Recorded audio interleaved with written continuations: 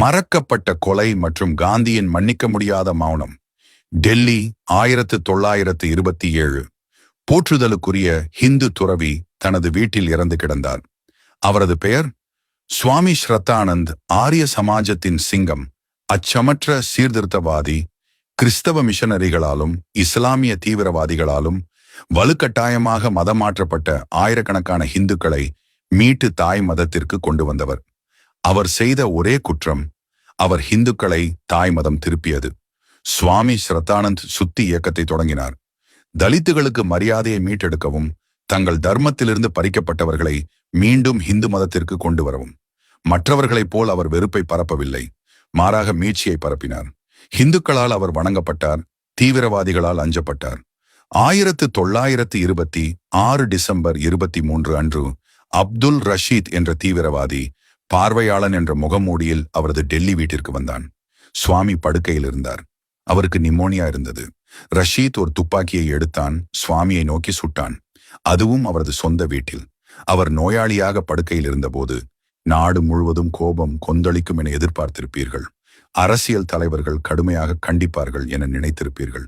ஆனால் அமைதியின் தூதர் என்று அழைக்கப்பட்ட கரம்சந்த் காந்தி ஒரு அதிர்ச்சி அளிக்கும் கருத்தை சொன்னார். அவர் கொலையாளியை குற்றஞ்சாட்ட மறுத்தார். மாறாக அவர் கூறினார், யாரும் முன்வரவில்லை என்றால் நான் மகிழ்ச்சியுடன் அப்துல் ரஷீதை பாதுகாப்பேன் என்று கூறுவதில் எந்த வருத்தமும் இல்லை. ஆம், காந்தி ஒரு இந்து புனிதரின் கொலையாளியை பாதுகாக்க விரும்பினார். பாதுகாப்பது மட்டுமல்ல, அவர் அவனது தைரியத்தை பாராட்டினார். பகத்சிங், சுக்தேவ், ராஜ்குரு அல்லது சந்திரசேகர் ஆசாத் ஆகியோருக்காக ஒருபோதும் போராட முன்வராத காந்தி அப்துல் ரஷீதுடன் நிற்க விரும்பினார். இதை உள்வாங்கிக் கொள்ளுங்கள். புரட்சிகர சுதந்திர போராளிகளின் முறைகளை வன்முறை மற்றும் தவறானவை என்று எப்போதும் விமர்சித்த காந்தி ஒரு கொலையாளிக்காக போராட தயாராக இருந்தார். ஆனால் வந்தே மாதரம் என்று முழங்கி உயிர் துறந்தவர்களுக்கு இல்லை. சுவாமி ஸ்ரத்தானந்து ஒரு புனிதர் மட்டுமல்ல, அவர் எல்லா சாதிகளுக்கும் குருகுலங்களை திறந்தார். காந்திக்கு முன்பே ஹரிஜன் என்ற வார்த்தையை பயன்படுத்தினார்.